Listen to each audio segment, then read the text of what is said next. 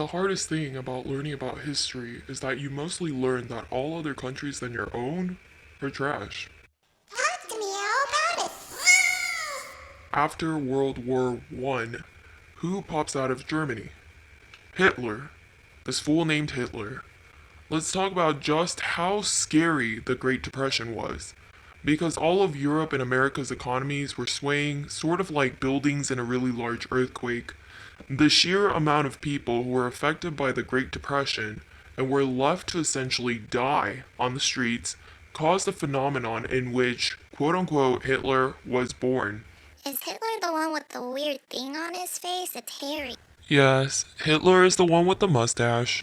So, is Hitler a man or a woman who's just really hairy? Well, Mango, Hitler was definitely a man. So, Hitler was the one who was a bad man, right? Yes, you are absolutely correct. Hitler was an antagonist who orchestrated not only World War II, but also the Holocaust. Hitler's life and philosophy were actually very intriguing. Hitler, despite at this time being pro-Germany and pro-Aryan race, he was actually originally born in and was a citizen of Austria. He didn't switch over to becoming a German citizen legally until early 1930s. And, it's surprising he had an artistic background. Who would have known? But his dreams not panning out as an artist led him to condemn some famous works of art to a condemnatory exhibition from German museums. And during World War I, he was actually a soldier. When he rose to power within the Nazi Party, he spread his philosophy in racial purity, and the Aryan race being the epitome of a superior human race. Getting back on track, what I mean by this is that, say there was never a Great Depression, and Germany's economy was solid, Hitler wouldn't have been born or really been necessary. Again, if Germany's economy wasn't swaying and there was a steady flow of debt being repaid from the First World War, Hitler wouldn't have emerged. Times were normal. People had normal houses, normal cars, normal jobs, but all of a sudden, kids and all were starving to death.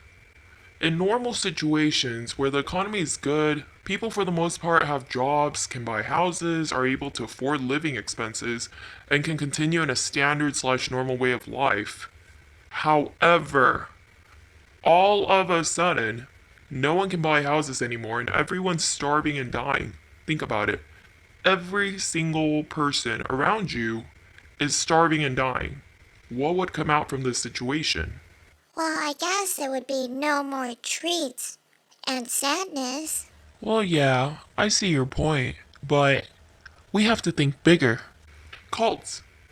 This is when cults are born and emerge, and people who are in a desperate place and situation fall easily into cult culture.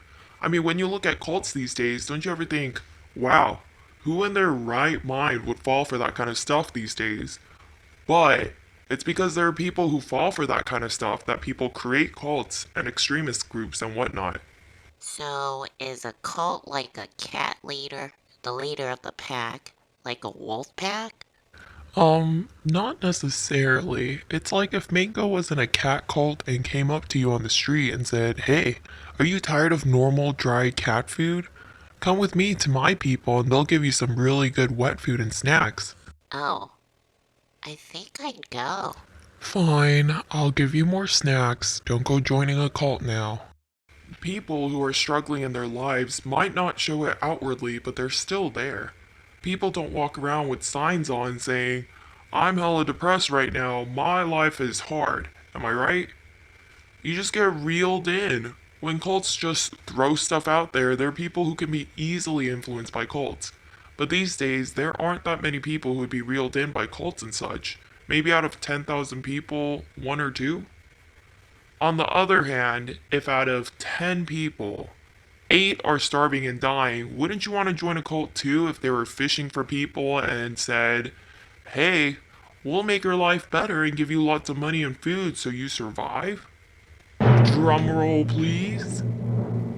Enter new politicians, new agendas, new slogans, henceforth, new cults.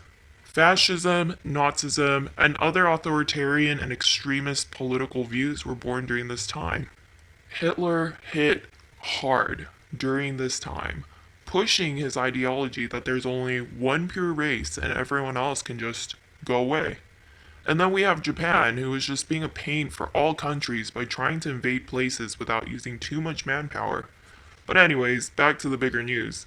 Because of Hitler and Mussolini, another narcissistic macho man in Italy going around spreading bad vibes, UK and France decided to sweet talk the Soviet Union and become allies. If we look back to World War I, France got absolutely destroyed thanks to Germany.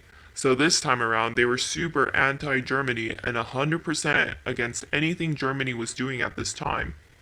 But France's ally, the UK, were basically like, well, they can build stuff and add to their assets if they want to. As a country, doesn't concern us too much. But made it clear that whatever Germany adds to its asset, they were going to add 3 times as much to their own. Hey, I have a question. What's an asset? Well, Mango, to explain in a simple term, an asset is basically stuff that's positive and adds to the stuff you have that makes you more powerful. So, like my toys? I have 2 Belle toys and 3 plushies and... No, you are so dumb. An asset in this case would be like goods, money, and military weapons, obviously. Well, an asset can basically be anything that you choose it to be depending on the situation, but yes, when we're talking about World War II, Coco, you're absolutely correct. An asset in this case would be goods, money, and military weapons. So, moving on. During this time, who do we forget? The Soviet Union. Stalin basically looked at the UK, France, and Germany passive aggressively power struggling during this time and decided, hey, I can use this to my advantage. Let them fight, get into a war, and I'll just sit back and watch until they're all weakened, and then go ahead and take over. Enter the Soviet-French Treaty of Mutual Assistance on May 2nd, 1935. This pact basically meant that if Germany were to try to invade or fight either the Soviet Union or France, the Allied country would send help. While the Soviet Union and France were becoming buddies, UK was making an agreement with Germany regarding the number of submarines they would have and yada yada yada. France found out, and basically France and the UK were best friends no longer.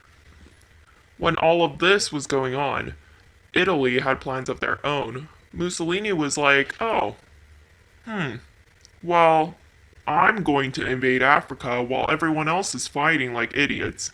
Since Italy had a smaller population, they decided to go after Ethiopia and maybe make more soldiers? I don't know, this was around 1935 to 1936. So there was an area between France and Germany that they agreed was a ceasefire place called Rhineland. Germany decided to place soldiers there, and France got mad and confronted him. Hitler was basically like, well, seeing how you and the Soviet Union are deciding to do all you can to fight the great country of Germany together, I'm sort of nervous, so I decided to put troops there.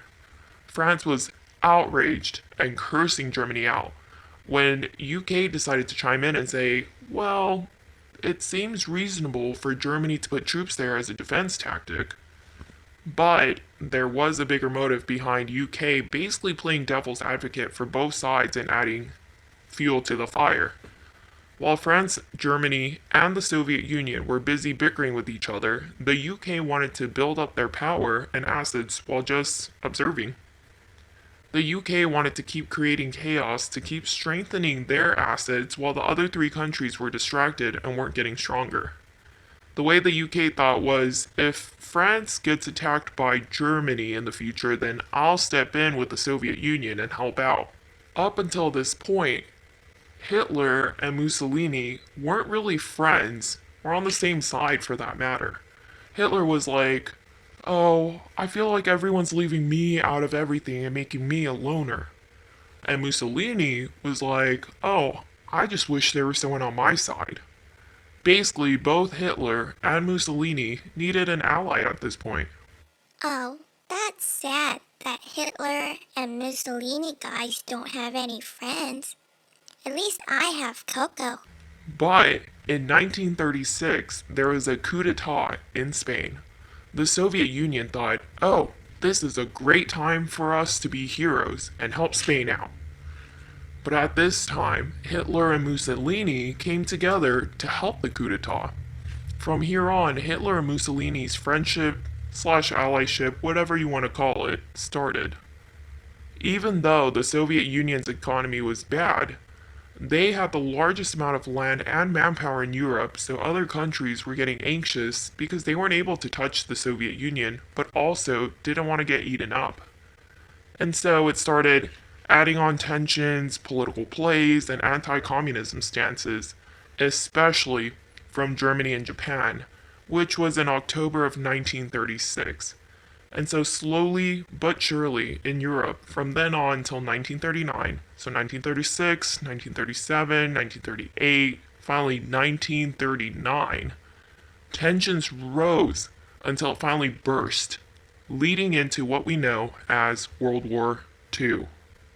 Hey guys, thanks for watching this video. To watch the next part and learn more about World War II with Coco and Mango, like, subscribe, and follow.